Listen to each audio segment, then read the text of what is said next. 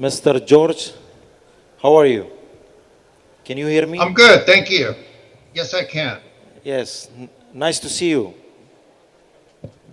Likewise, thank you. I wish I was there, but I think this will have to suffice for now. Okay. Ladies and gentlemen, we have Mr. George Salazar from NASA. Big clap, please. Yes. Thank you. And also we have Mr. Lucas. Please, big clap. Thank you. Mr. George, little talk about yourself. I want to listen. If you can tell your experience and your bio to the audience, please. I'm sorry, can you repeat that, please? I want you to tell to the audience your experience and your bio, if you don't mind. My experience, oh boy. All right, so I'll see if I can keep this short.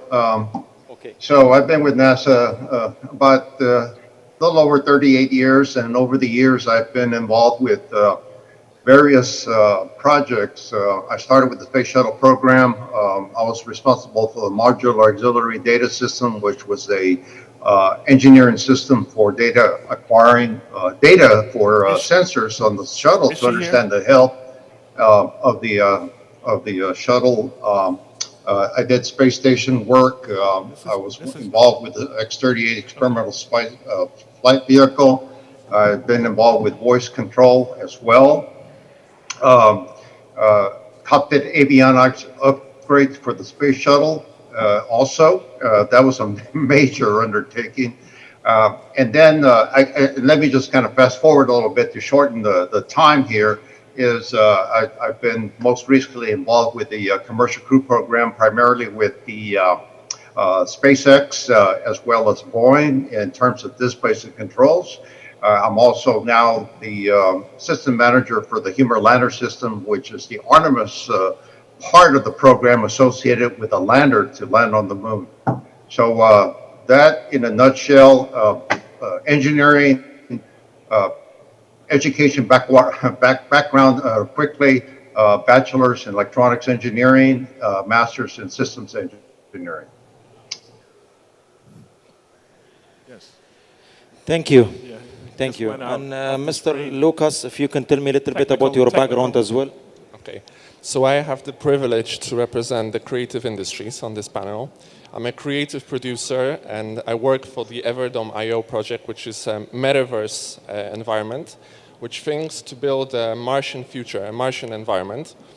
And my role is to assemble a team of architects, of concept designers, of game designers, and build a world that people will find entertaining and one which creates value. So we could familiarize ourselves with an experience on Mars, which is not about survival, as probably the first Mars missions will be, but is a world which is more glamorous, creative, positive, and is in some form of near future, maybe of about 100 to 150 years from today.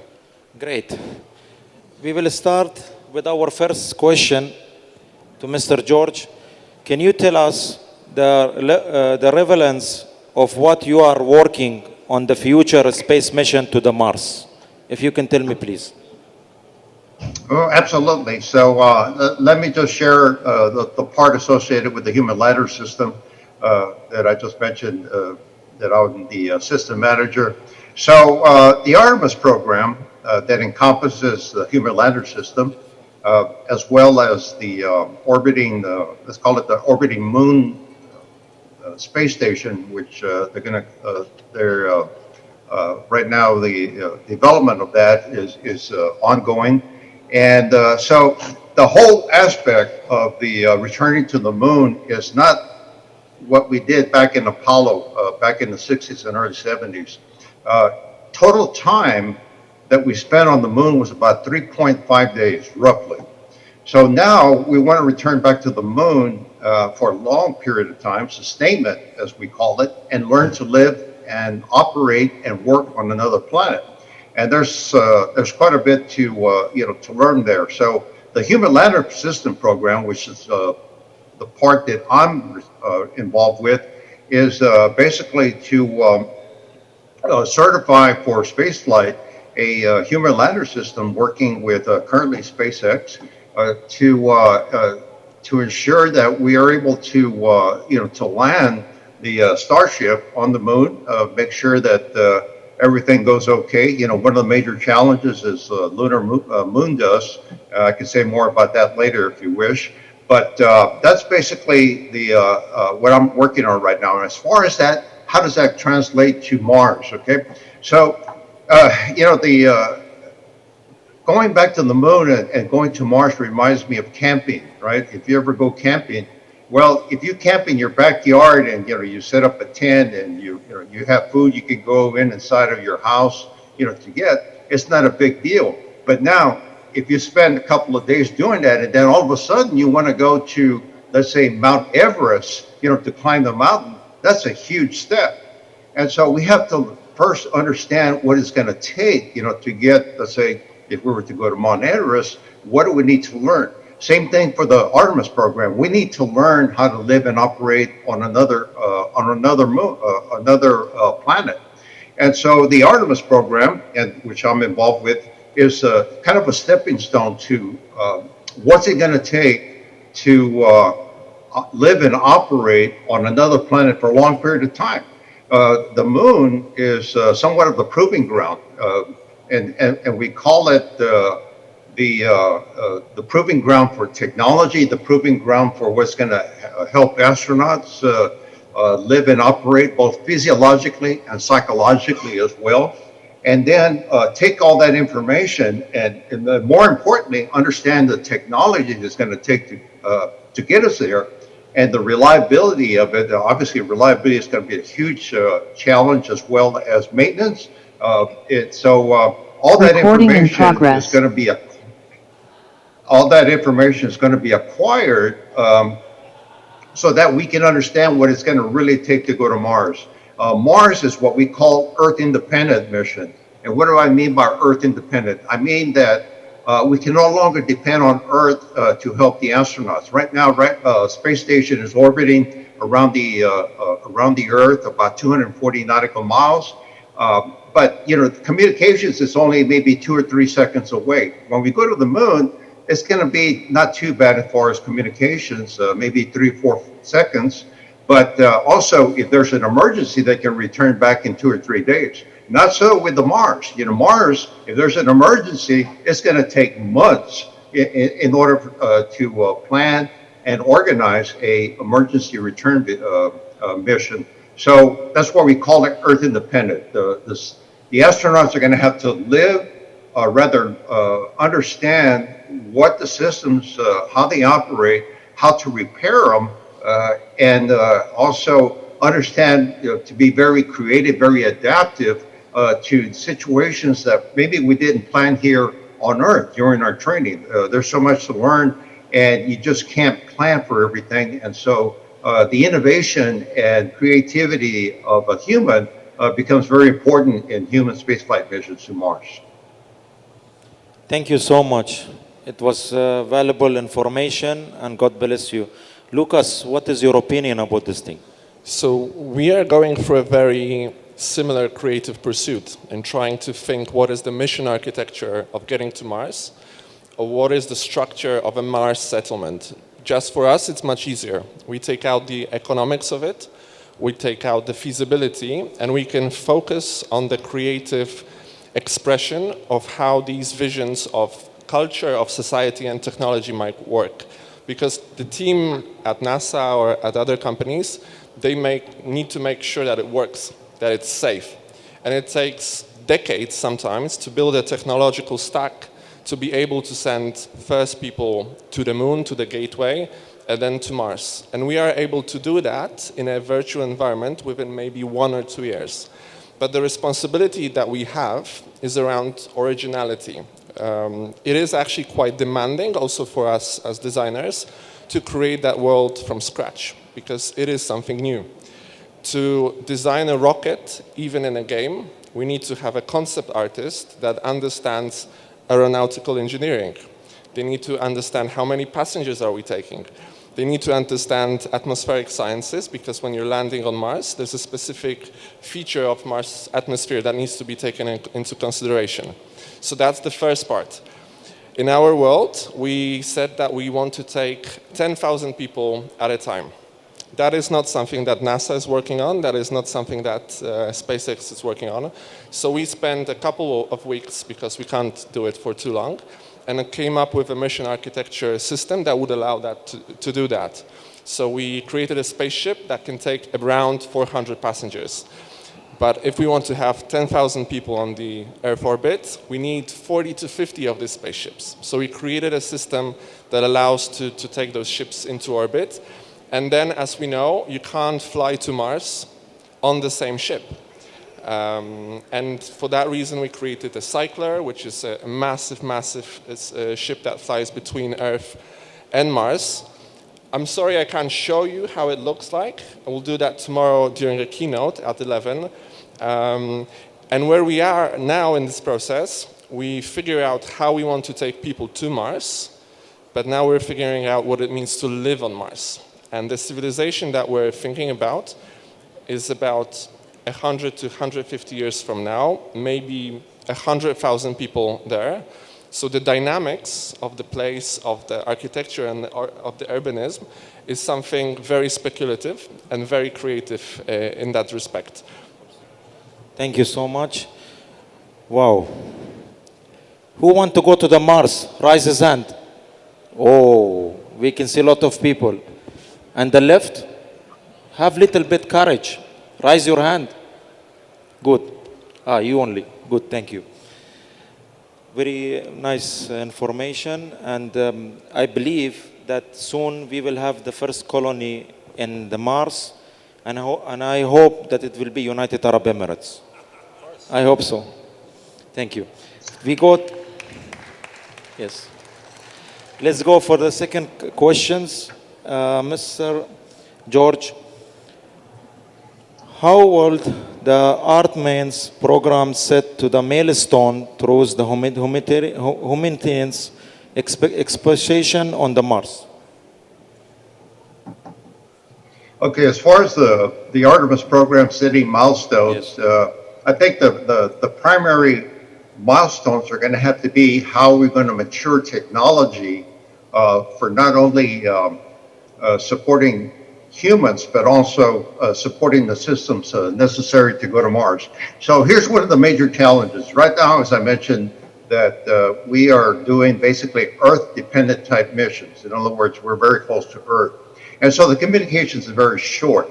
Now, if we start going to Mars, obviously the communications extends, from 3 or 4 seconds to 20 minutes or 30 minutes, okay?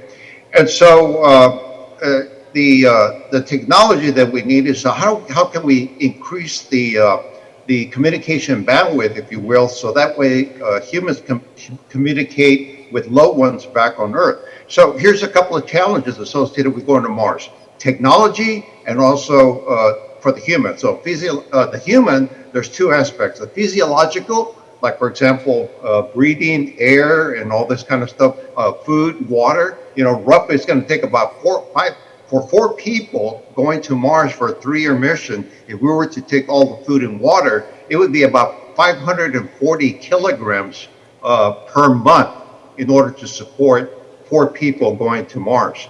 And it's just not that in terms of the physiological challenges, but also goes psychological.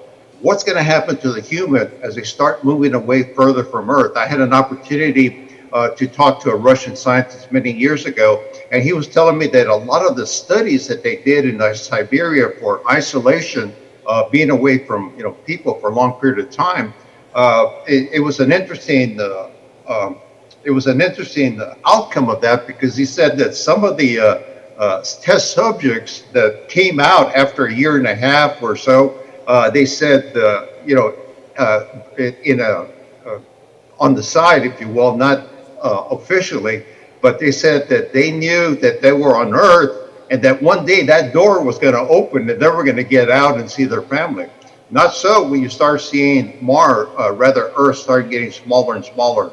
So the milestones that I think the Artemis program is going to establish is first that, look at the technology. How can we make the technology very reliable, very robust, easy to maintain? So let me just share another aspect associated with the challenges of technology going beyond Earth orbit. We're so accustomed to hearing about space station and a lot of the accomplishments, flying commercial hardware and all this kind of stuff. And that's because of the Earth's magnetic field that basically protects radiation from hitting a lot of the electronics and upsetting them and even damaging them. Once we go beyond Earth orbit, we no longer can depend on the Earth's magnetic field. And a lot of the commercial off-the-shelf technology, especially all the technology associated with artificial intelligence and what have you, cannot survive in the beyond Earth orbit because of the radiation effects. So we're going to have to learn how to evolve those systems. And unfortunately, a lot of commercial companies, despite the fact that I've spoken to a few here in the United States about building radiation-hardened, high-performance computing chips, and they said, they love space, and they'd love to be part of it, but their business model does not lend itself to basically developing radiation-hardened type technology because it's very expensive, and they're in the business of selling millions versus 50 or 60 or 70. So, but I have to say that for the Artemis program, the milestones are going to be the technology development, reliability, and also how do we keep the humans safe and healthy. Thank you. And Lucas, if you could tell me. Well, when we think about the Artemis program, the milestones will be probably a few years from now. The first one that we get excited that actually something happens around the moon. But when we speak about Mars, we're generally speaking about decades, because we know that the space agencies will send people there once they are sure, or almost sure, that it's going to be safe. And I don't know how much time do you feel it's going to be comfortable for us to think about people on Mars. We would like to be excited and feel that it's going to be in a year from now, but if it's going to take 20 years, there's a huge space for creating the social imagination of space exploration on Mars in other forms of medium. Film is one of them. There has been some great sci-fi movies in the mid-2000s, The Martian, Ad Astra, Passengers, which fill the space between us actually seeing a human being on Mars and us speculating all the way to that. And I think there's a huge role for storytellers of various forms, writers, designers, game developers, as we do, or people who are trying to build metaverse experiences, which are more immersive environments, to try to familiarize people with what life and challenges on Mars could be.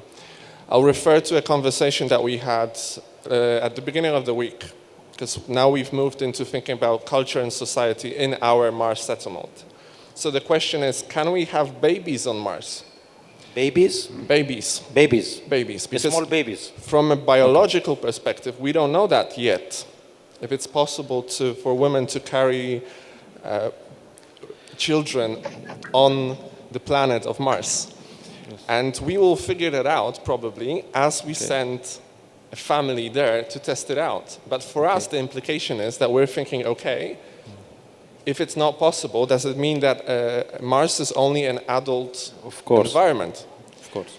And the same question goes, so what about families? Because when we're thinking about a civilization that has about 100,000 people, why would you go to Mars if you cannot have connection with your family, which is so important and close to human nature? So there's a huge list of questions that you uncover once you start to scratch the surface of what that life might be. And I think people at NASA, they probably have a skunkwork team or like a speculative team that thinks about that perspective of the future. But in principle, they are thinking today of how to build the Orion spaceship and how to do the Artemis spaceship. Great. I think both of you, you need to give me a ticket that I go to the Mars because I need to visit it soon. Okay, let's go to the third question to Mr. George. Why do you think Mars exploration and the idea of expanding on Mars are critical for our species? Is Elon Musk's ambition to have a SpaceX a Starship on Mars in 2029, it's fact or possible? Please. Okay, so for the first question related to why Mars is critical for our species, I have to say that it's vital for for us going to Mars, and one day we may have to leave this planet. There are so many, let's say, threats out there in terms of asteroids that could basically annihilate the Earth and the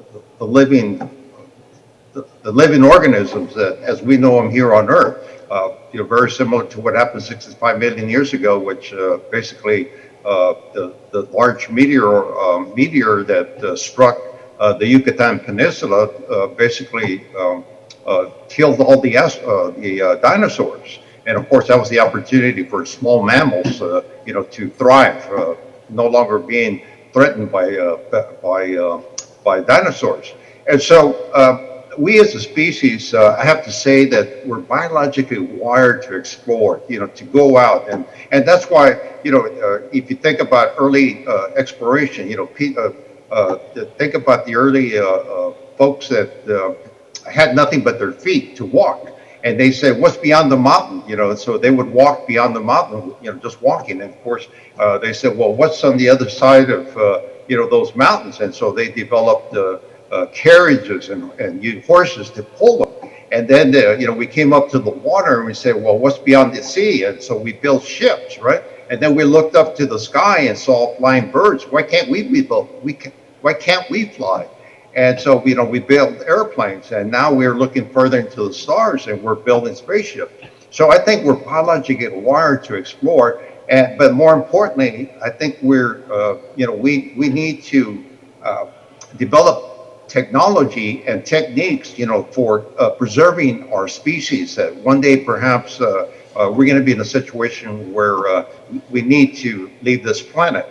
Now, as far as Elon Musk's ambition to go to Mars, I think it's a good idea. That's how we grow, and that's how we evolve, and that's how we push the technology. I have to say that for the 2029 timeframe, I'd be very happy if Elon Musk can land a ship on Mars. And one of the reasons for that is because of the mass of a large Starship. The Starship is a pretty big vehicle. If you've probably seen some specs on it, it's about 60 feet tall, roughly, and all that. But the thing is that trying to land on another planet, like for example Mars, is somewhat challenging.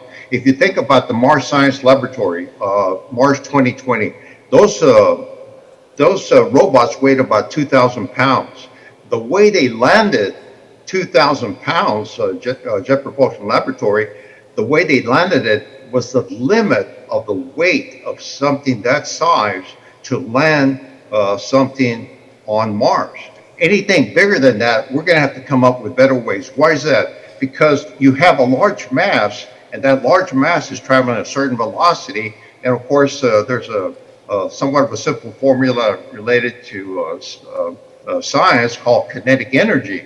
And so it has a lot of kinetic energy as it's coming into Mars. And so you got to bleed off that kinetic energy. So how are we going to do that when you have something as large as a Starship? So I'm sure Elon Musk is going to be able to resolve that. So once we know how to do that, I think we are on our stepping stone to increasing the possibility of landing humans, landing machinery, landing habitats, landing all kinds of things that are way beyond 2,000 pounds.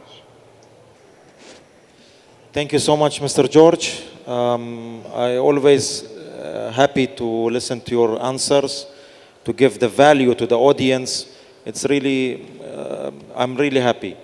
And Lucas, what is your opinion? Of course, I'll try to keep it short. So I think that the ultimate goal for us is generally preserving Earth. Because we won't, although Elon Musk would love to terraform Mars into another Earth, we know very well that the biodiversity that we have here is unique. It is a miracle in itself, and it's a miracle in the solar system. So every effort that we do that will help to preserve Earth today, 50 years from here, 100 years, and the technology that we develop in order to get to Mars that might support that, that is the ultimate goal. But then it's also always about ambition and curiosity. And if we're thinking about ourselves as an interplanetary species, then Mars is the achievable and probably feasible goal in our lifetimes, that we can imagine seeing human presence there. Human civilization might take a bit longer. Thank you. I want to ask last question. It's not in the description, but I'm curious. I want to ask, we have another civilization in the universe except the Earth? Can you answer me, please, Mr. George?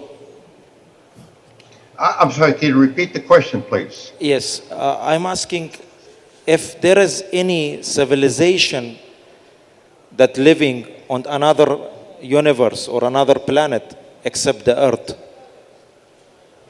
What is your idea? Yeah, that's a good question. And so, you know, there's a scientist by the name of Frank Drake that came up with the Drake equation many years ago, and of course he was very much involved with Carl Sagan at that time about the life on other worlds. And so the Drake equation basically, to me, summarizes the possibility of life on another planet. And so, you know, if you think about just you know, we're just one of billions of solar systems in the Milky Way, and we are part of the Orion Belt. And so, you know, you think about the billions of solar systems just in that region, and then you multiply it times all the other regions of the Milky Way, you come up with a very large number of possible solar systems that have the Goldilocks possibility, like we have here in our solar system. So what is the Goldilocks? It's basically where the planets are at the right position relative to the sun that life can flourish. And also the planet has a magnetic field to protect against radiation to let also life flourish. And so these numbers become very large. And so I think we have to be very awed about that we're not just the only species in the Milky Way. In fact, we're only one of billions of galaxies. So the numbers become even larger. So one day we'll find life and have objective evidence. I think hopefully in our lifetime we'll see that. Thank you, Mr. George. Lucas, what is your... I think we just heard the most accurate and extensive answer to that question, so I agree 100%. George Salazar from NASA. Big clap to him. I'm proud of him. What NASA and what the scientists are doing for the humanity, it's beyond our expectation. We need always to respect them because they are serving their time, their knowledge for us, far from their families and everything. Big clap one more time. And also I'm proud to see Lucas today here. Great ambition, young, that he is into Mars and knowledge and experience. Big clap for him as well. Thank you. God bless everyone and thank you. I hope my moderator was good. Thank you. Bye-bye.